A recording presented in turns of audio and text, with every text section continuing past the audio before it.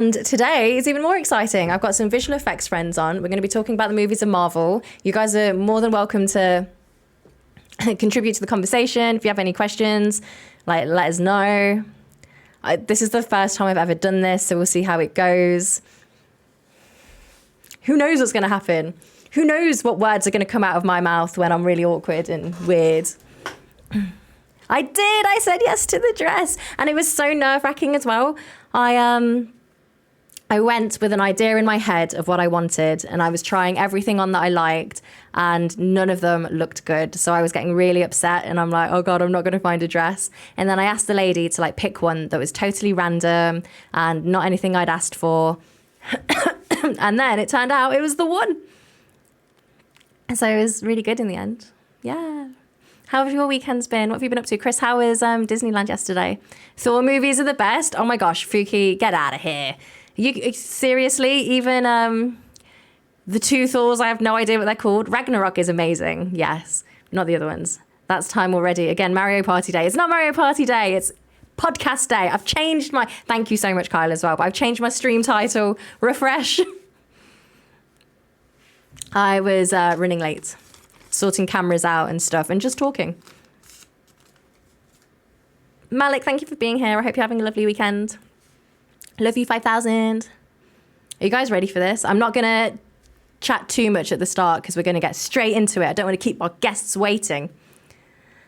So today I'm going to be joined by Iahiah, Starfleet Commander, aka Star, and Jubbly. Oh my God, guys, it's the Jubbly tropical face reveal. Are you excited? I think he hates me saying that because like, I know what he looks like and it's not that big a deal, but I'm making it a big deal. Starfleet Commander. Oh my God. So guys, Star, welcome. Thank you for being on my stream today and the podcast, my first ever podcast. You hope he looks as tropical as he sounds. Oh, he does. Like I said, I'm winging it today. Who knows what's going to happen, but feel free to get in the conversation. I want to know what you guys think. We're all going to be taking questions. We're going to start with, we're going to introduce ourselves. I'll tell you a bit about what I do as well in the visual effects industry. You'll hear what we all do. And then we'll start talking about the films. We're going to be talking about Spider-Man Homecoming, Guardians of the Galaxy Volume 1, and Avengers Endgame. Show us the crap. You guys aren't even here for the podcast. You guys are here to see Jubbly. You hope he looks as Jubbly as he sounds. Oh, he does. Hopefully it's fun. Like the four of us are friends, like IRL friends. All three of these people on the podcast today, they're coming to my wedding. So they're my super good friends. So you'll see. You booked your tickets for Spider-Man No Way Home Day release. Yeah, I need to do that actually. I'm so excited for that film. So are you guys ready for this? Wait, hang on. Let me, is Jubbly going to be on his best behavior? He better be. Jubbly and Star, give me a thumbs up when you're ready, and I'm going to switch the scenes to you guys. Are you even listening to me is the question.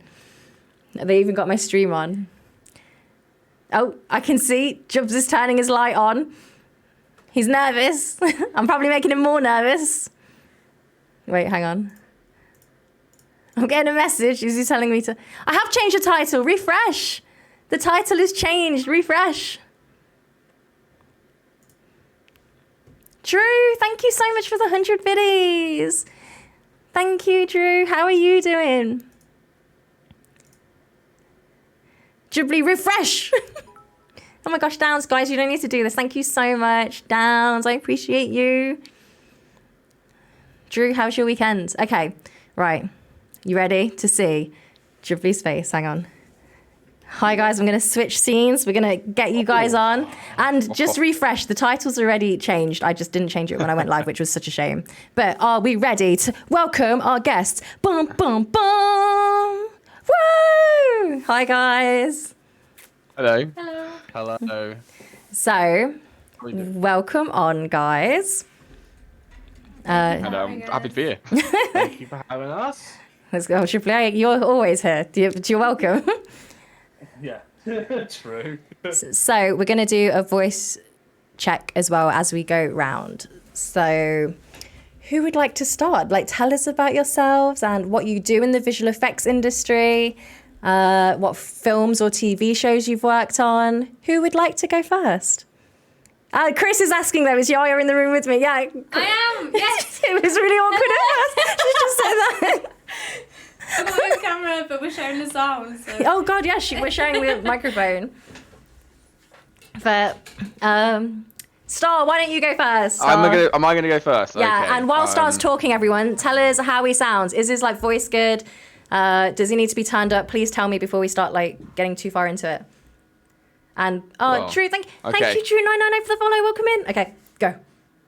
Okay, I'm Star, and I'm an FX technical director at NPC Episodic, working on visual films and TV. And I've been working in the industry for, I don't know, 3 or 4 years now. It's been a while.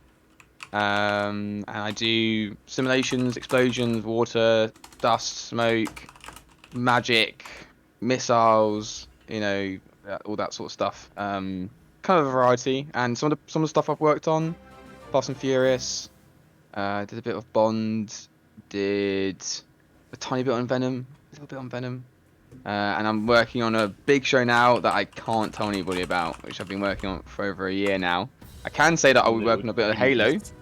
I'll be working a bit of Halo soon. Oh yeah, this is true. Year. So chat, Star's been working on the new Halo. It's a TV show, right? Or is it a movie? Yeah, it's been announced. The teaser came out like a few weeks ago, I think it was. So yeah, I'll be working on doing a bit of Halo. Looks really good. Can't wait. I've been doing a bit of it. Actually, I was doing a bit of it this week. And I think I go on to the show properly next year for a bit. Nice. But it looks really fun. And I see some people saying Fast and Furious. Fast and Furious was a nightmare to work on. It was a massive show. Deal.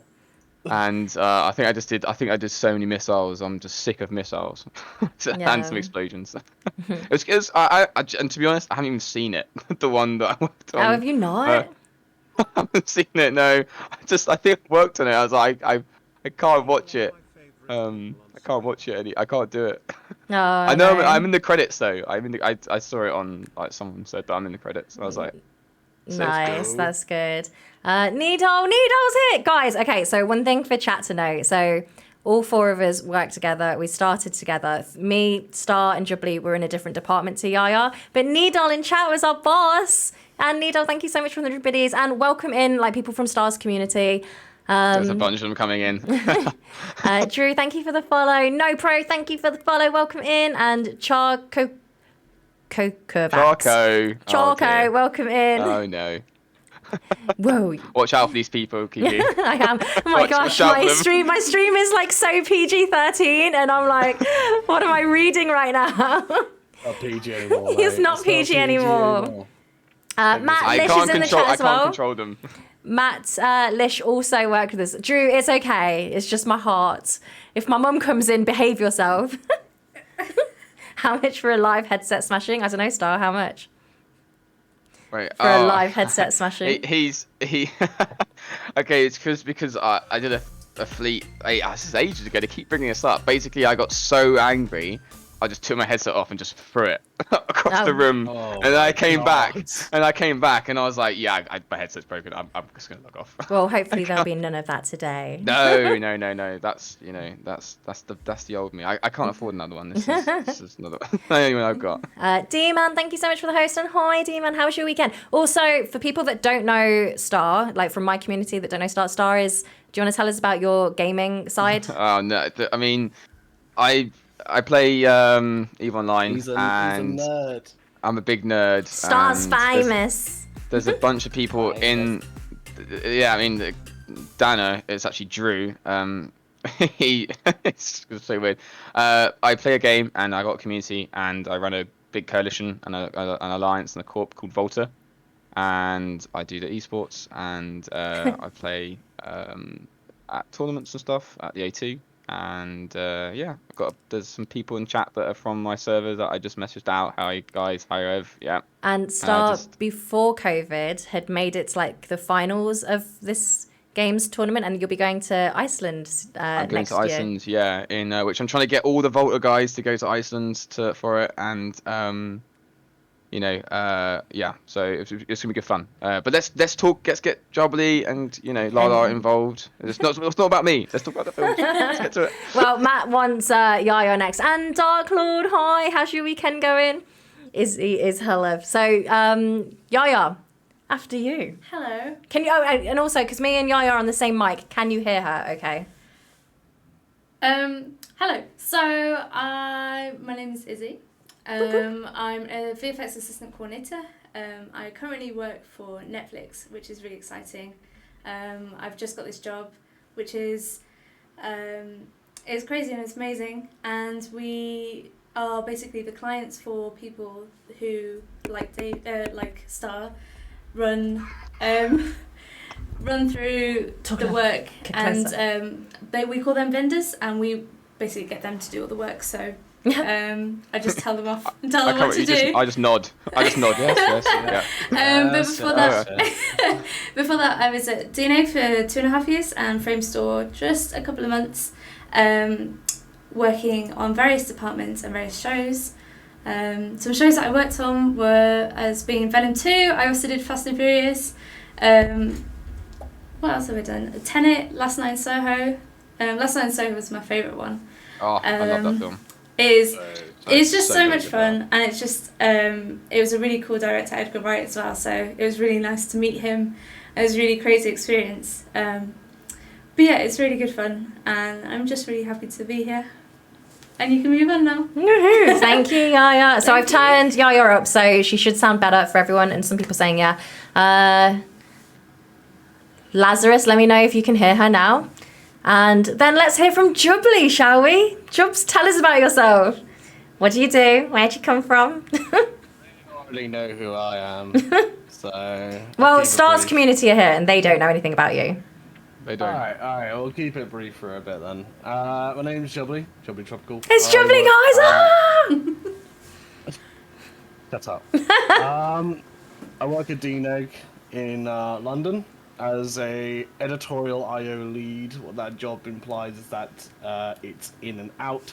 So data that comes into the building and goes out of the building is taken care of by me. We also take care of processing so that artists can start working on it. And that's pretty much my job title. Things that we've worked on recently that are coming out soon would be things like the new Matrix movies popping out soon. We are currently working on the Flash and Aquaman DC movies. And I think there's a couple other ones that I don't think are quite interesting, like Megalodon 2. What? I think, yeah, the Meg 2, giant shark, big. The Meg 2, The they're Meg. making another Meg one. 2. They're making a second one, so yay. But that's me. That's who I am. Cool. Thanks, Jubbs, Yaya, and Star. And for anyone that doesn't know me, I'm Kiki. I switched my job during the pandemic. So right now, I'm a visual effects technical specialist. I work on all shows, movies and TV shows in my current job. And I've started working with games company. I get them all set up like with their pipeline. So as we'll discover tonight, there's a whole like structure, a pipeline that TV shows, movies, they all go through. So at the minute, I set them up, but at the start of the pandemic, and when I met all of these guys, I was working in production. I was a line producer, which is like a project manager, but I was in episodic. So I was on TV shows. I've worked on devs, the latest Doctor Who series, Shadow and Bone. I have a credit in Shadow and Bone, so if you watch that, my name is in the credits. What else have I worked on? Star Trek Picard. Yes. They're the ones I think of at the top of my head. But welcome, everybody. I hope you enjoy today. So today might be a bit different than normal because obviously I've got guests on. We're still going to be talking to chat as well. And Pete's here, Element's here, Agos is here. Hope everyone had a lovely weekend and I hope you're ready for this. What are all of your, so this is for chat, what are all of your favourite Marvel films and which ones don't you like? Tell us as we go. But we're going to start off reviewing. Let me get, yes, D-Man. We're going to start, we'll go in chronological order, which was Guardians of the Galaxy. So today we're going to review 3 Marvel films, Guardians of the Galaxy, Spider-Man Homecoming, and Avengers Endgame. I don't know what you guys think of this. Yes, pizza, I'm the pizza babe. I'll say your name all day, every day. And White Orchid, welcome in. I hope you're good. So let's kick it off then. Guardians of the Galaxy. It's a film about some... Technically, they are criminals. Iron Man, but only if he was... Well, no, they are, right? So Guardians of the Galaxy is a film about anti-heroes. Yeah. Anti-heroes, let's go with that then. right? They were And misfits. Yeah. no, they're anti-heroes because they're all criminals, and they are after this orb. They don't know what's in it. So it's about discovering what is in this orb, whilst then trying to keep it away from a fanatic that wants to destroy everything. And in my opinion, it's a film with a lot of heart. It's about family, friendship, but there's a lot of trauma that happens through all the characters. So let's start with then, just in general, what did you guys think of Guardians of the Galaxy? Definitely the top one. Definitely. My personal book is my Your favorite. It's your favourite Marvel film? Yeah, 100%. Well, Nah, it's tell not us my why favourite. then. Why is it your favourite? Well, I love the soundtrack. I feel like music's always a big thing when it comes to films. So I love the soundtrack. It's so good. The characters are pretty banging. It's not just like... I don't know. Marvel's... I think I said this before to you guys, just before off stream. And I said the Marvel's got this formula of... They do something and then they crack a joke. But because these characters, that is them, in comic books, in TV shows, and in games, they are what's the word I'm looking for? They're just I don't know. You were trying to say it. just a bunch of misfits, really. Yeah. And so the Marvel formula fits their characters incredibly well. I remember when it first came out, and it sort of really kicked off Marvel, but in a way that everyone who didn't know any previous comics or any previous movies could watch it really easily.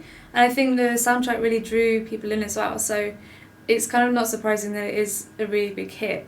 And the characters are just people that you shouldn't like, but you do really like. Yeah. Also, Marvel. So this was one of, if not the last film before the next phase. And I think that before this film came out, a lot of the Marvel films were getting really serious in tone. And I feel that this set the tone for then the next set of films, which were, some of them were a bit more lighthearted. But it took Marvel in a new direction. And I personally had never heard of the Guardians of the Galaxy before this came out. I don't know if anyone else had. It wasn't the end of Phase 1. Was it not? I'm sorry. No, it wasn't.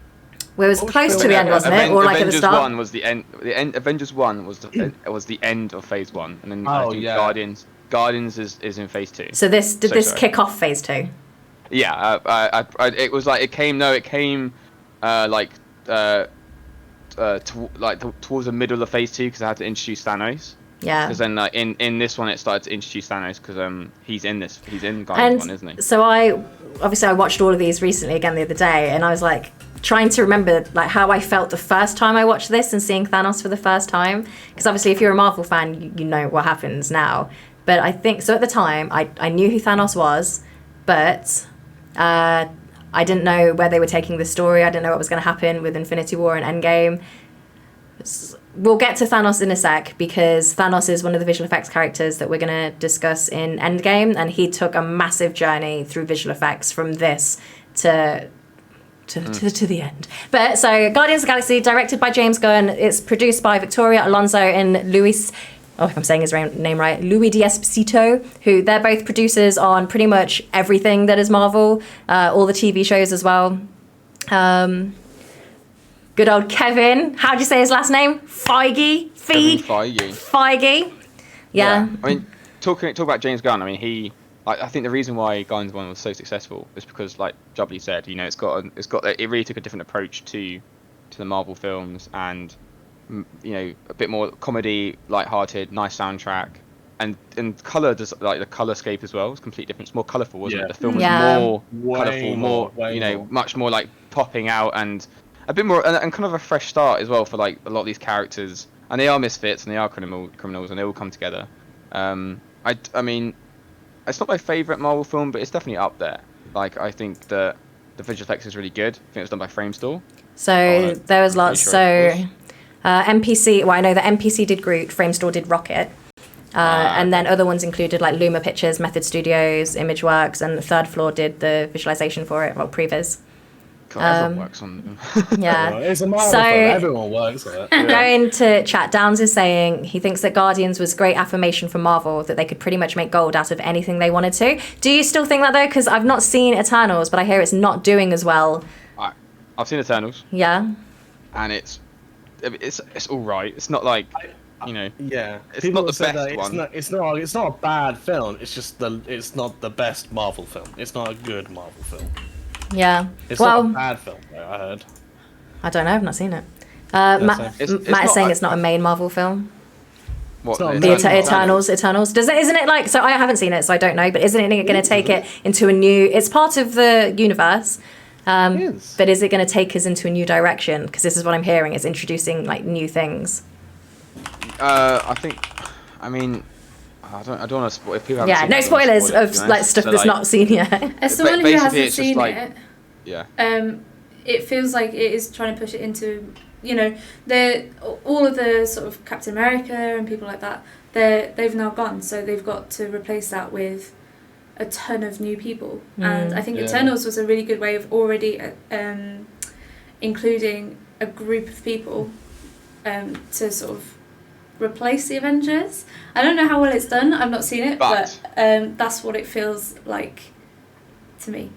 The Avengers worked because most of the characters had their own had build their up. own stories and stuff. Whereas Eternals, they are trying to address like, you're just getting like, you see in the poster there's like, I can't remember how many. There's like 6 of them or something. There's 5 of them. No, there's way more than that. There's isn't 6. No, there's more. I think I can't remember. See, it's too many. Yeah, I don't know. So like it is, That's not usual. I wouldn't say, I'm not going to say like the film's terrible and you shouldn't watch it. You should definitely watch it. There's good bits and it's got some good action and there is a story there.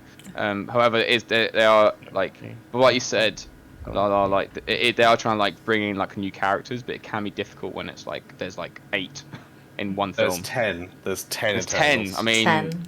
oh, dear. That's a lot. It's a lot of characters for just one film. Yeah. Right. This is so true. And they use a lot of established actors. So maybe we'll talk about Eternals in a future episode. But they use a lot of already well-known characters, whereas I feel Guardians of the Galaxy, it obviously did, but to cast Chris Pratt as the main character, who was really obviously only famous for Parks and Rec, I thought was really interesting. And James Gunn didn't want Chris Pratt, like he didn't want to audition him, but his assistants and like the producers were pushing to get Chris Pratt auditioned for this. So at the time, Chris Pratt had lost some weight for like a military film that he'd done, but he hadn't like got the full Marvel workout going. But Still on Parks and Recreation at the time of filming Guardians of the Galaxy as well. yeah, and they had to give the reason of why he got so ripped, and his reason in It Parks and Rec was like, it's I literally, gave up I beer. don't drink beer. I Yeah. gave up beer. It's like, he lost all that weight from giving up beer? Yeah, man, it was crazy. It was so good. Oh, I love that. But I think so for him it probably was a risk because Chris Pratt hadn't been in anything big, but I think it definitely paid off. I don't know how you guys feel, but Chris Pratt and Robert Downey Jr. as Iron Man are both actors that you can see themselves in those characters as well. Whereas I feel a lot of the other characters are that's their character and not much of them. But Chris Pratt, Robert Downey Jr., you can see them in those characters. Yeah. They're playing themselves to say. Yeah. Basically. Yeah, they are. I'm Yeah. pretty Robert Downey Jr. 100% is just playing. He's just not acting. Isn't it crazy, like, his like He's just- weird background and now he's like the most beloved actor ever?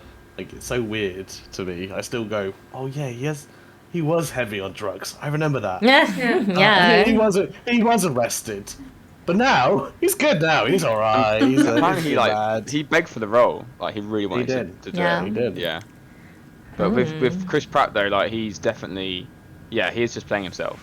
Like he shares his character and himself share the same traits as well. The big And man then, child. but my favorite person is Rocket out of all of them. Rocket's great. Yeah, I love Yeah. Rocket. Rocket is Like, so good.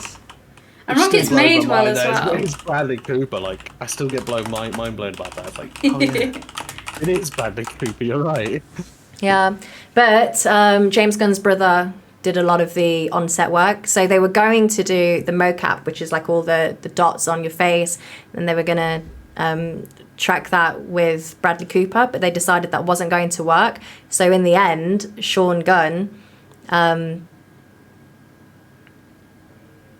whatchamacallit, was on set doing it. He's a like body yeah, like Bradley Cooper, yeah, his body double, and it was the same with Groot. Like Groot wasn't going to work with the mocap, so they used like a mime and a prop for Groot instead of just the characters. But it was kind of a mix of everything. So let's go back to the visual effects. Like I said, MPC is done by Groot, Frame Story is done by Rocket. So if people don't know, there is so much visual effects in like these sorts of movies that one studio probably does not have enough artists or the time to be able to do this. So a lot of visual effects work is split between lots of different studios. And even so, when we get to Endgame, Thanos had 2 different studios working on him at the time. But guys, what is your favorite visual effect like scene that uses visual effects in Guardians of the Galaxy? I really love the escape in the prison. Yeah, that's good. I just think it's a really well done scene, and not just in visual effects, but you know, when they're floating in the air and stuff like that, and there's so many little things that you don't think of, like even the gun blasts and people knocking into orbits and debris falling off everywhere. I think it just works really well as a scene, as a sequence, really, with the music as well. And yeah, I mean, there's a couple of bits in there that you sort of notice once you've seen it a couple of times, that you notice that it's a little bit off, but I think you can easily get past that, and it's not one of those things where it sort of takes you out of it. But also making the whole of nowhere as well.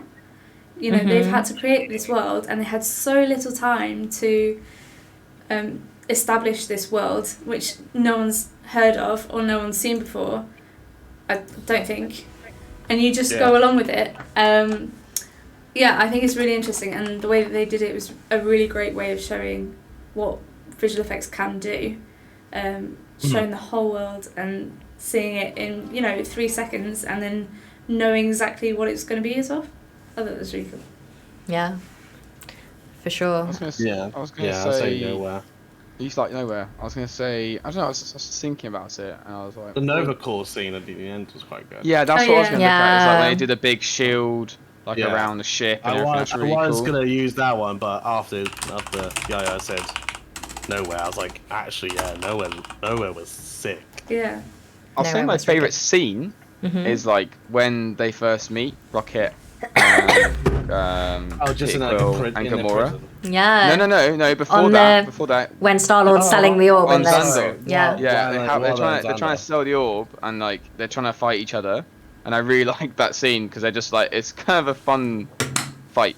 Like, and then Groot just gets the wrong person and then takes Gamora, like, and then he's just like, it's the wrong person. Yeah, that is. I think as a scene that's good, but as visual effects, I'd say the final battle on Xandor, is like the shield and everything is really cool. It was really good, and considering like the scale, so obviously when they all shield up and they're trying to stop Ronan's ship coming in, that's all CG. There's nothing to make some like scale. It's all fake, and they did such a good job of showing how big that feels, like, which is a great job by visual effects artists.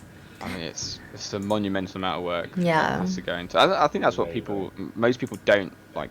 People just don't know is like how much work goes into like every shot and how many artists work on it. I mean, no one says the credits unless you work in the industry.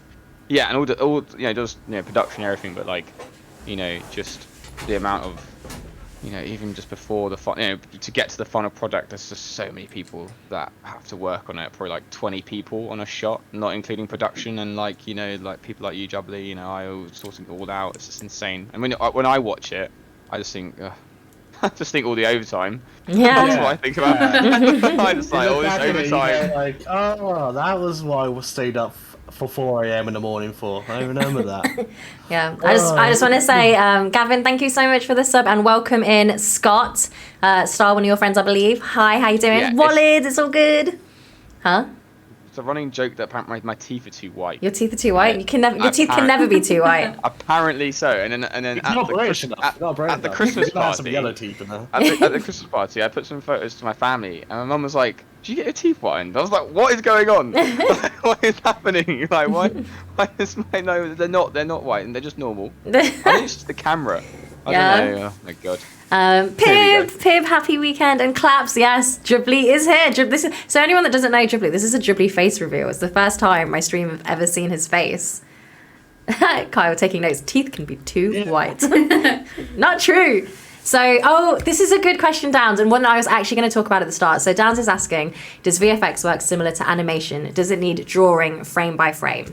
So first, I'd like to cover that visual effects and special effects are two totally different things. So special effects is practical work that can all be done like in camera. So that's like prosthetics, even some explosions, set work. Visual effects has to be done after stuff is filmed. It has to be done on your through programs on a computer. People have to work on it and do it that way. But would somebody like to answer Downs' question about having to draw frame by frame? Don't know if anyone wants to answer that. Like 2D animation. It's all really different. So visual effects covers a lot of different things. We have animators. There are people that animate stuff. So Rocket. Let's take Rocket. So Rocket would go through a whole different process. You would have to create Rocket from out of nothing. So he would need a skeleton. That skeleton would need like rigging, which means you have to be able to make it move, which like that works with the animators and riggers work together. And then you have to build his muscles on top of that. Okay, so guys, it's more. Okay, it's I know. Wait, hang on. I say skeleton's so weird. I'm sorry, skeleton. Yeah. It's concept art. Then it goes to like previs, then to modeling, then it gets rigged, and then it goes to animation, and then from animation to answer your question about is it frame by frame. Animators will usually do blocking about 5 or 10 frames to get a feel for like the movement, and they'll probably get lots of feedback. But eventually, it will be frame by frame, and they'll be animating. And sometimes, not the time, but you'll get a shot where the animator has only animated in perspective of the camera. So when you open the scene, and I'm doing like simulation work, your feet don't touch the ground, and you're like, oh my god! It'll be like they're walking out the door, and as soon as they're out the door, they glide away. Yeah, it's quite funny. There's always a lot of funny things in visual effects when you like, you know, just there's a scene that I'm working on right now where the character's not in the shot, and it's like, it looks really funny because it's not even like animated, and it just sort of comes in and then goes to its position and then continues on. It's really funny. Yeah, I remember there was one film, and I remember there's a picture inside of our building somewhere. Sorry, I've got one. And he's saying, don't talk smack about animators. Hey, animators are amazing. No, but there's a scene in a film. I can't remember what film it is. Maybe you guys might remember it. But basically, they had to get the horse's head to go down, but obviously the horse doesn't really have that much control on it. So they had a man in a green screen suit just laying a puddle of water with a rope that's just pulling the horse's head down. I'm gonna have to find the image because it's such a funny image. Green screen, man. But like, yeah, there's like little tips and tricks. I'm just finding green screen. It would just ignore that. But yeah, with animation, 2D animation is a lot more process in the sense of traditional 2D animation, because it's frame by frame, and they use like tracing paper to layer it over and all that nonsense. But since, like, you know, we're in the future now, and we're able to just kind of tell the computer, yo, make that go to that and fill in the gaps, and then we will then polish it after that. So the animation stages go blocking, spline, polish, and I think there's another one which I'm drawing a blank on. But there's an issue now where, and I sit next to some animators at work, and it's the issue of mocap and how animation is actually like, especially in movies, is like not as prominent. It's still there. Obviously, you need animators, but like it's like for impossible things only. And mocap means motion capture for people that don't know. So like for a lot of suits. So for a lot of films, it's like they now just do motion capture for the characters as much as they can, and then the animators just tweak it and just move it to what they want. Yeah, but I do want to draw attention to the final part in all of these processes are the compers.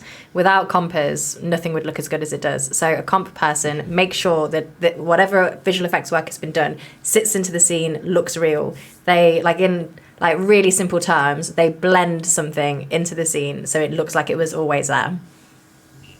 And Posters are geniuses. Yeah. In my head, like if you can just have like really bad VFX and then a comp will just make it look amazing. yeah. They'll just throw some shading on there, put a bit of fog in, and then all of a sudden your work looks top tier. Oh my god! I mean, what? It's like, how did you do that, man? What the hell? Some of the stuff I'm working, well, it can go opposite though, because some of the stuff I'm working on now, it's like all the work I've done is just like covered with, I don't know, mist exactly. and like, you don't see any of it. You put in just being covered in like a floor of fog everywhere. When we did Venom 2, there was a scene outside by the cathedral, and we did all this city work, and it looked amazing. All this cathedral with Carnage and Venom both in the scene, and we were dead excited about it. And then the clients came back and said, "We need a ton of fog in this." So then you could see like a couple of lights in the city, and then just about Venom, and we were devastated. There was so much work going. A single tick. Yeah, I mean, even. What was I going to say? We were even doing traffic lights and making sure that they turn on and off at the same time the car's moving, or it's just stupid things like that people don't even see anymore. It's crazy. You're client side now, so it's your money. I'm now. We're sitting back now, aren't we? We're like, whatever you want, mate. Whatever you want. I just look at my weekends. I'm just like, am I gonna get my weekends or do I have to work weekends? True. I left production, so I don't have this problem anymore. It's not too bad, the weekends. As long as you get paid. Yeah, which they now are starting to do, pay people overtime, which in great. visual effects industry that wasn't a thing up until recently. You had to work for free. Only in London, only London and England, overtime in VFX is non-existent, and only DNEG and I'm assuming NBC and ILM are picking up on the pieces now as well. Yeah, I think they have to. The industry. I mean, after DNEG did it, God. Just terrifies them. Yeah, they have to do it now because as well, there's so much work. I mean, everyone here knows there's so many jobs everywhere, and there's so much work. So companies are now scrambling for people. I have people that I've worked with now at work that are just straight out of uni. Yeah, so Scott's asking DNEG. So DNEG was double negative until it rebranded, and that's where all four of us met and worked when we started in the visual effects industry. Most of us have gone on to different companies now, but it's a visual effects studio based. Apart from Jubilee. It's based. Our office was based in London, but they have offices all over the world. And I just want to say, Kajito, thank you for the 13 months, and Star, thank you for the Prime. Obviously. I literally just noticed, oh god. Oh, Star accidentally got timed out as well. Oopsie. I got timed out. Yeah, no, part-time Star out. But I'll copy the link. This is where we all used to work. DNEG. Yeah, I was going to link DNEG, and I was going to link NPC. And thank you, Downs. So, we'll be able to see all the films. Interesting fact about, I don't know if any of you knew this, about Guardians of the Galaxy, but Vin Diesel, I think most people know that he said I am Groot in all of the different languages that were going to be subtitled or subtitled dubbed so that they had his voice. But did you know James Gunn wrote Vin Diesel a script with what Groot would have been saying if he was speaking English, so that Vin Diesel knew how what to convey and what he was saying, so it would help his I am Groot performance better. That's really sweet. Oh, so it's not just 3 words he said and then they changed the tone. Yeah. That's really interesting. That's really good. Yeah. That will 100% change the way that you say I'm Groot. Yeah, so Vin Diesel knew what he was trying to say, and then he was conveying it through I am Groot. Chris, wait, I'd love to see that script. Me too. I want to see that script as well. So we all. Weird how we think it's so impressive. He did every single language. He only had 3 lines, but it's still so cool. Yeah, it was something like over 1,000 different takes to capture it in all of the different languages. And in the different emotions that he was trying to convey. Different tones and yeah, true. Mm-hmm. Gavin, going back to the the music of Guardians is amazing. Yes, it is. It's definitely the best film. I feel that the rest of the Marvel films don't really have memorable soundtracks, but obviously this one does. I will mention about music and Marvel. I will say, even though it's not a film that we're talking about, but it's the probably my favourite scene from all Marvel films is Guardians 2 opening. What happens? Mr. Blue Sky. and it's like and it's Groot Oh, with dancing. Baby Groot. Baby Groot. Groot dancing. Baby That's Groot. like my favorite. I love that. So I know it's not on the film, but you know. You just know we're going into a good film when you got that opening scene. It's like, oh yeah, I'm really having a good time now. I was and like, this.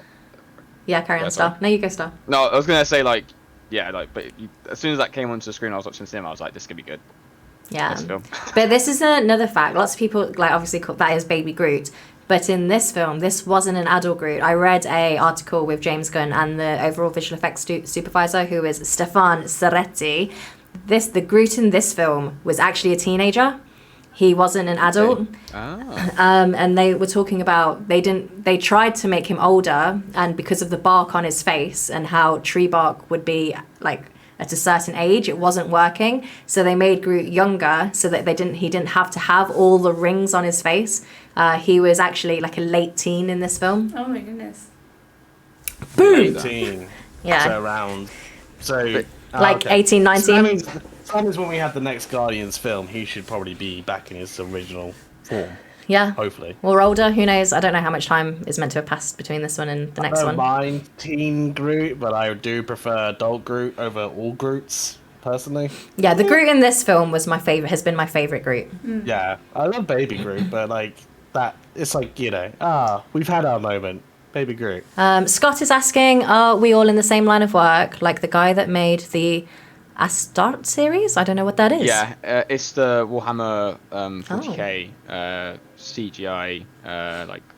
Basically a guy. It's actually insane. Jubbly, have you seen it? Astartes? Sounds familiar. It's basically like a guy made. Like if anyone here's seen Warhammer or Warhammer 40k, I'm pretty sure Scott. Correct me if I'm wrong. It's like they are Marines. I'm pretty sure. And one guy did an entire like CG like sequence with like Warhammer 40k, and it's like amazing. And it's like it's crazy. But to answer your question, yes, Scott. Like yes, like the what he just done it all himself, basically. like you know, he's a concept crazy. artist. He's a modeler.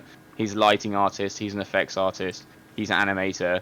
And he did it all himself, but we just do it at a big company and for a massive film. But what he done was amazing. I'm pretty sure the Corridor Crew people did a show about it or something for VFX artists reacts and stuff. It's That's amazing. cool. If anyone hasn't seen it, go. If you want to watch some cool space marines fighting each other, go watch it.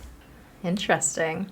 Okay, so let's go to what is your favourite part of this film, Guardians of the Galaxy? And chat as well. If you like Guardians, what was your favourite part of this film? I already said as well, mine. Probably the prison scene. Doesn't have to be a scene, it could be anything. I mean, Drew, the Yeah, end? oh, Did you okay. not like this? Go on, carry on. end? The end. Dano, come on, mate. What are you talking about? I You really didn't like it? Rocket. You like Rocket? Yeah, I mean, if you think about it, you have no idea how a raccoon would be in real life in that situation. But the way that they did the visual effects for that works really well, and you really believe Rocket, and you see so much expression in him. I know he's angry a lot, but you can really see him go from sadness to anger to joy, or his version of joy. Yeah. And Bradley Cooper does a really good job of encompassing that in his voice as well. I just think it works really well, and for me that's the best sort of character that they have. Yeah. It's just really well rounded and really good looking. Not. It looks Yeah, I get ya. visually good. Oh no. Yes, Yeah. Rocket. Yeah. I mean, like, how do you pitch to somebody like, oh, how can we get emotion into a raccoon? Exactly. How do you do that? And like, how do you pitch that? So they actually did a test with Rocket, more raccoon-like than human-like, but they decided to go for more human features on Rocket's face, which is why he Yeah. conveys so much more emotion. I mean, it had to be done, doesn't Yeah, it? of Otherwise, course. you're just gonna have a yapper, and it's just like nothing really going on here or in the eyes. Yeah. That's what they did with Lion King, didn't they? Though. Oh my God. The new Lion King, they went really realistic, and then they lost all the character. Exactly. Lion King went too Yeah. realistic for me. Oh my goodness. And but as the CGI was amazing. yeah. Oh yeah, it was Okay. breathtaking, but like, What- I have to say it's amazing because I work at NBC. The options between am I going to watch the original The Lion Disney, King's or am I amazing, going to you're watch all this wrong. one? What had I'm going they? to watch the old school Disney. What were they calling the Lion King? Like the live action Lion King, and I was just like, Yeah, what? because there's one live action shot in it. There is, yeah. That's Well, ridiculous. right. There is one live action shot. It's the beginning, right? Oh yeah, I think Is it's the that sun actually- rising.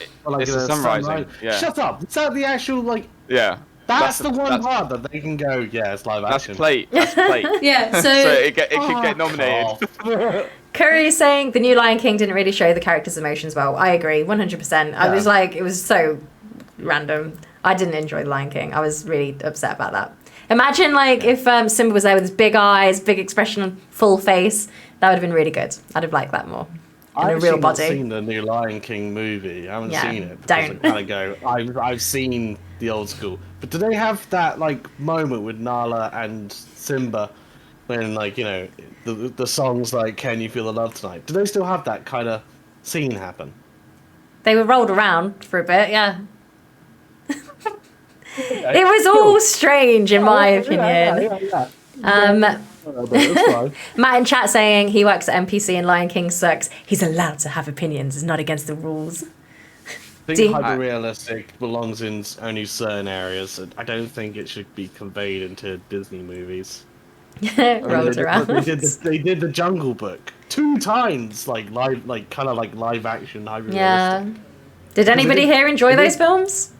They Which did one? the Jungle. Jungle They did Book. the Jungle Book, and then they did Mowgli. Yeah, John, They and that did was John 2 Favreau movies. did the second one, They didn't did he? 2 movies in the span of like how many years was it? 2 years? 3 years? I It's like, haven't seen it. I don't you know. don't need to. No, you don't need to see it 'cause you've seen the movie already. Yeah, D-Man saying, I'm not seeing the new Lion King. I don't think you're missing out on anything. Unless you want to see some really weird lions. Like, just do it for the experience. Oh. Yeah, I don't think I'll watch the second one. Yeah, Chris is saying, I like the live action Disney Jungle Book. The other one wasn't Disney. There we go. So, yeah. Still, it's the story. It's the same story, kinda. I think actually Mowgli takes place afterwards of the Jungle Book. I'm not sure. Dagger But, like, 4 if you count the you could- remakes in between. You could do such a good thing with like hyper realistic and stylized, which is exactly what Marvel's got going on right now. But maybe- they figured out the little yeah. the connection. Like, oh, this is fantasy, but you can tell that it would kind of work in IRL. Yeah. You know. True say. So just to like put some numbers out there for Guardians, there was a budget of around $200 million. Opening weekend just in US, America and Canada, it took $333 million. And at the time, whenever I got this information was published, it had done a worldwide gross of $773 million, which is pretty Assuming impressive. That's because, once again, Guardians of the Galaxy wasn't really well known to the outside audience. I mean, if you look at the first design for Yandu, do you think anyone's gonna watch that? I didn't see the first design of Yondu, so I've I don't never know. heard of that. Oh, the Yandu. Send it. I can show it. Gavin's off. Goodbye, Gavin. Thank you for being here. Heading off. See you lot. And Guardians of the Galaxy is your favourite Marvel movie. The rest are all right besides Iron Man. Wait, are you saying Iron Man is also good? Or Iron Man goodbye? is good, he said. Okay. Yeah, which is the truth. The best film. Chris, Yeah, a picture of what Yandu looked like. send in it the to me comic and I'll books. get it up. I mean, That's what Oh, Yandu is. okay. So Yandu was an archer. And Oh, he yeah, was I knew this. And a lot bigger mohawk, and but they changed him to fit the fact that that couldn't really look good. Yeah, but I think so. I actually did read into this and discovered he was an archer, and I think what they did with him and his arrow was a really good upgrade to. Oh yeah. Yeah. Like it works really well, and it moves away from Hawkeye. Hawkeye. Yeah, which is great. I haven't seen much of the TV show, but I'm not impressed. I'm enjoying it. Like I'm really enjoying Any of it. it yet? Yeah. Bored. I'm so bored. Did you just say Tina. you haven't seen it, but you don't like it, or you have seen I it? watched 2 episodes, and I'm really bored of it. So I mean, because that's new, I don't want to go into too much detail in case we give spoilers away. I haven't seen any of Yeah. it. I haven't so- seen it either. Let's not. Let's Actually, catch didn't mind up. typing. Let's catch up with chat. Chris, the live action Disney trend is a cash grab. Most of the movies are rubbish. The live action ones, yeah, I probably agree with Chris on that one. Dagger, the point is Hollywood can't seem to have an original concept and just keep doling out the remakes. It gets old. This is also true. I agree with you, Dagger. And I was like, I'm actually thinking of future podcasts, and one of them is going to be a reboot podcast, and we can discuss stuff like this. So that's a really interesting point. There is another reason why they do the reboots, is because they're going to run out of licensing. Like, they have to do something with it, otherwise they lose the license for it. It's the same reason why we normally get quite a lot of X-Men movies. Like, we've had reboots after reboots, because who owns X-Men again? Who is it? No, Sony. Sony owns. They don't want to lose the license for it. I will hear no bad mouthing against X-Men. Thank you very much. Be gone with you. Wait, let's. I can definitely badmouth some of the X-Men. No. I can't think of it now. Let me catch up. Kajito, Iron Man, and Batman are rubbish superheroes. Oh, interesting. No powers other than money. Well, we can get to that too. We can address that in a sec. And TTV Mist, how are you doing today? Scott watched a few clips of Corridor Crew. They had a guy in from Weta Digital, and he went into a lot of detail on how they made Thanos. He shaves, you know. Oh, I can imagine, actually. And CP, hi. Hawkeye is way more enjoyable than Falcon and Winter Soldier. I 100% agree. WandaVision is the best. I also agree on that one. Downs loves Hawkeye so much. It makes him laugh. I don't think I've laughed Downs, but I'm really enjoying Hawkeye. Kajido, you want your superheroes flying and blowing stuff up and stopping time, not just buying another shiny toy. I feel ya. Drew, you still have nightmares about the Beauty and the Beast remake. I enjoyed the Beauty and the Beast remake. I don't know if any of you guys saw it. I have seen it. I liked it. The Emma Stone one. Is it Emma Emma Stone? No, Watson. it's Emma Watson. Emma Watson. Yeah. Sorry. Down, Spider-Man was the worst for holding the license. I True. haven't personally seen it. It's certainly a film. Who voices is it Gaston? Who's Gaston in that film? One of them is Ewan McGregor, and one is... Oh no, Gaston isn't a voice. He's a person. He's the guy from The Hobbit. Luke. Gaston, the guy, is from The Hobbit. Chris is saying Beauty and the Beast was awful. What? No, he's the main. Oh, Luke Evans. Yeah, Luke Evans. That's it. Thanks, Downs. He is in Dracula Untold, which is really cool. Yeah. Actually. I haven't seen it. So Ian McKellen and Ewan McGregor are the clock and the candlestick in Beauty and the Beast. Chris, auto-tune Emma Watson is awful. What? Like, I'm not a huge Emma Watson fan, but I enjoyed the whole Beauty and the Beast remake. I liked it. Mrs. Potts hurts it. Yeah, Mrs. Potts was like, that was sad. So she can't sing in it then? Is that what's happening? Well, I didn't like watch it and think she's a terrible singer. She's all right. She's no Disney like belter, but I thought she was okay. What? Okay. I think She was the film was okay, and she was okay. Yeah. But I wouldn't put anything above. Okay. Would you remember it next week? That's the thing. No. I've seen it twice. You've watched it. I watched it twice. Guys, we actually I just remembered. She likes Twilight. We don't have to listen to anything she says. Don't worry. Yaya, tell me you like Twilight. No. I don't want to lie on your chat. What? Star? Twilight? Nah. I can watch it, but it's not like I don't enjoy it. I think I watched one of them, and I seen just Up to New Dawn. I didn't even know Yes, what Drew. was going on, and I just thought I can't do this. Well, Is New Dawn the second one? Needle saying yes, she does. Don't lie, Yaya. Tell us you love it. Drew knows. Yes. Okay. What did you guys not like about Guardians? Let's bring it back. What do you not like about Guardians of the Galaxy? I thought the main villain was quite forgettable. Yeah. Ronan. Sometimes. I think he's a huge impact on the Marvel universe, and I think they kind of just brushed him on the rug. Yeah. Yeah, massively. Well, as someone who doesn't know Marvel outside of the films, or at least when I first watched it, it didn't necessarily feel like that. But to me, in the film, he seems more scary than Thanos. Yeah, I can see the only point is when Thanos is like intimidating him. But at that point, I'm not afraid of Thanos. I'm more Ronan is still the one who's scarier. Really? Yeah, I think so. To be honest, I think Ronan and Kylo Ren are like the same person. They're just really angry and they're just like, I'm doing myself. Kylo Ren's like got more humanity, but Kylo's got more humanity than Ronan. They're just I can't remember both much angry. what was Ronan's like what was his drive? What apart from like power? What He just really, wants to. I don't know. He's just that's it. Like that was the thing. He only wanted power, and you know that's classic boring villain trope. Yeah. With Thanos, there was a reason why he wanted to do it because he knew that he wants to make more jobs. For everybody. He wanted to. No, Thanos wanted to kind of. He knew that the universe couldn't sustain with how many people in it, so therefore he wanted to take action on its own. Ronan he was just like, I've got this power in my hands now, and I'm gonna use it. Sorry, I think I need to clarify that when I say that he's scarier than Thanos, I mean just in this film. Yeah. Not Thanos overall. And you don't know, at this point, you don't know about Thanos. Yeah, I have no idea about Thanos. Okay. He literally just turned around and is a purple man. Yeah. You know about Thanos. No, as in a non-Marvel fan other than the movies. Iahiah doesn't know who Thanos is. Yeah, no, that's fair enough. That's fair enough. Scott's got a question. Just lingering behind us. Scott, has there been any instance in where you guys have been tasked with creating a certain effect and you do not have the tools to make that effect?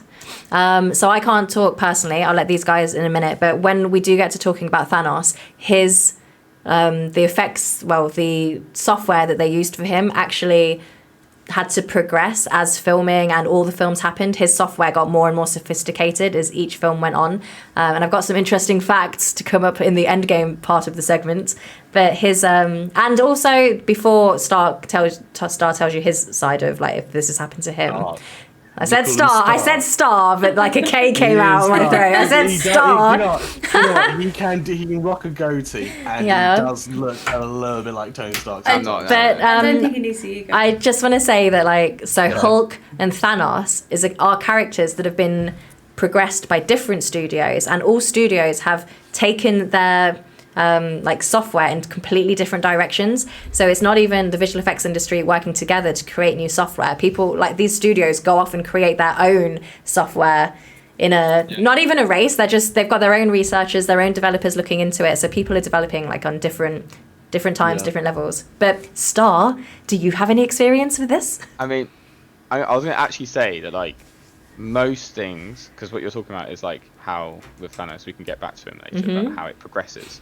But most effects in general, or visual effects, is has been done to a certain degree.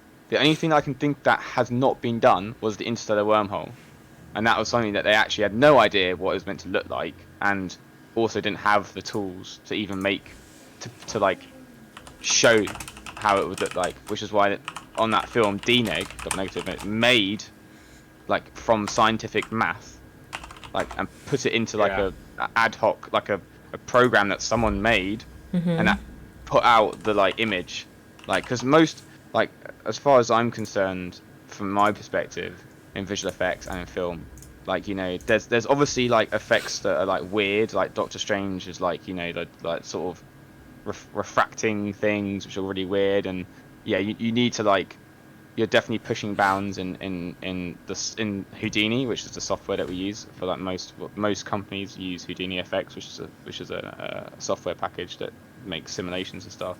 But I'd say I don't know. I think that a lot of things have been most things that have been done. It's all if you can think it, you can do it. And it's just and it's making things better as well. So Star's saying things have been done. It's just how do you make it better? I think go. Sorry. You go up. You go. Okay. I think something that is really well known is that some companies are known for better doing certain things. For example, NPC are really good for their creatures. So clients will take more of their creature work to NPC and stuff like that. So different vendors will have different tools that they use to create really great things for certain things. Yeah. So it's even if that some company might not be able to do it, they'll probably most likely some other company that can do it. That's a really good point. Yeah. Yeah. Thank you. A lot of Another people- a lot of- thing would yeah. be like, it will be like, you can more. It's probably better to reverse that question when it comes to VFX of like, is there something you can't build rather than something should we build? I think the most silliest VFX shot that I've seen was Fast and Furious, and Which one? It was purely a shot of Vin Diesel, and basically I'm just gonna try and recreate it on my arm here. He in the camera footage, he didn't have enough muscle definition, like that. Okay. So we literally VFX'd muscle definition into his arm. Yeah. And you'd be like, why do you need to do that? And that shot probably cost up to I don't even want to think how much that shot cost. Just to get like, oh, don't worry guys, he's hench. I'd also say to Scott, Yeah. like I think most, like in terms of VFX and like where it's going is all like Unreal in real time, and that is where a lot of the like bounds are being tested of like how far like game engines and stuff are actually are starting to catch up to visual effects, That's the big step now in quality, VFX. and that is where it is now. It's going. It's there The now uncharted as well. territory is like making films in real time, like we saw with Mandalorian, and a lot of other shows are trying to do the same thing with having real time on a Foundation. stage, On which I set, went to. I went to wow. Pinewood for a bit while I was at DNEG and did some Unreal stuff, which was really fun. Yeah. And that is where it's going. So that is Yeah. that's uncharted territory. It's taking virtual scenes into an actual like set, and using literally like a little tiny screen, like a Nintendo Switch type of screen, looking around and going, oh, okay, that's where the exploding spaceship is. So you need to stand there in this specific spot. Oh no, I'm talking about a massive stage with LEDs, which is what they did with Mandalorian. The massive screen thing. Yeah. For the Mandalorian, Oh, sorry, they had a sorry, yeah. 360 That's LED screen around the stage, and they projected the background. DNEG did it too Yeah. on Foundation. And DNEG done it too. Yeah, they did do on it too. Foundation. I worked on It was the same Foundation. screen. I think it's the same screen, isn't it? It's the same one they used for Mandalorian. I'm pretty sure. No. No, I think ILM had their own. Yeah, one. They ILM have got their own. They have their own one Right, because okay. I know someone that worked on it and worked on the ABBA thing. The ABBA Which thing. was Oh Yeah. yeah. The ABBA thing. Okay. So like but that's where I don't actually think they'll ever get to the point, like especially like a film like Pacific Rim, if everyone's seen that, like the That's water film. simulations. Good film. You'll never be able to do those water simulations in real time anytime soon. Not in the Yeah. next like 5 Yeah. years. Yeah. Well, Disney's got quite a good format on like improving their VFX by like, let's take Moana. Like the main focus here is water, so they made a new system for water, and then they'll use that new system in the next film. Yeah. But the next film will be using a new thing. It's like, oh well, this is going to be snow. It's like, okay, so we'll make a new system for snow, and then they implement that into the next film. So Yeah, but that every single also film's got like a theme. But that also goes back going. to what Iahiah was saying. Like, not all studios can do that. So ones that can are going to be the ones that are known to be able to do that. Exactly. But CPN saying Foundation is a gorgeous TV series. Oh, thank you. I worked on that. They spent all the money on VFX instead of the writing. Hey, the book was already written. So yes, they did. Scott, going back to the stuff about Thanos, Weta were talking about how they went to the extent of creating an additional dev stage for Thanos. This is true, yes, and this is one of the things in my notes, but 100%, the up close image of him they created a new animation for him where his skin stretched and he had stubble. Yeah, so I'm just going to talk about this later, but with Thanos, obviously when we see him in Guardians, he's still not looking great, like render-wise. Looking purple. Yeah, That but is Josh Brolin's first like voice. yeah. But by the time- they decided to make him look like how he did in the comic books, and then they just like. Yeah, by the time they get to him in Infinity War and Endgame, the software had advanced so much that he doesn't need the dots. They were tracking the pores on his face and everything that they did. But this is where it comes back to me saying that different studios took different approaches. Yes, he was able to do that for one of the studios, but the other studio still needed the dots on his face, so he had to do both for him, so that both studios could capture it. But back to the Marvel films we're reviewing. Let's now head over to Spider-Man Homecoming.